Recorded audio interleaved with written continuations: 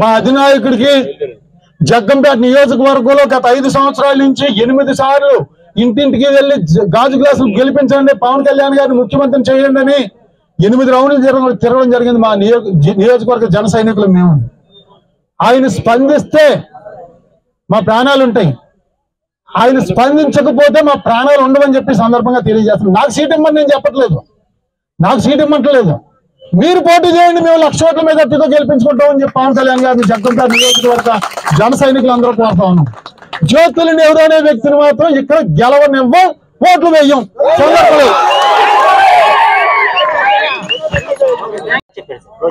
మా అధినాయకుడికి జగ్గంపేట నియోజకవర్గంలో గత 5 సంవత్సరాల నుంచి 8 సార్లు ఇంటింటికి వెళ్లి గాజు గ్లాసులు గెలిపించండి, పవన్ కళ్యాణ్ గారిని ముఖ్యమంత్రిని చేయండి అని 8 రౌండ్లు తిరగడం జరిగింది. మా నియోజకవర్గ జన సైనికులు మేము.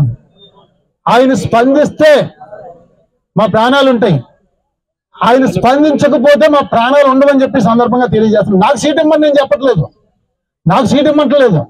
మీరు పోటీ చేయండి, మేము 1,00,000 ఓట్ల మీద అట్టితో గెలిపించుకుంటామని చెప్పి పవన్ కళ్యాణ్ గారిని జగ్గంపేట నియోజకవర్గ జన సైనికులు అందరూ కోరుతా ఉన్నాం.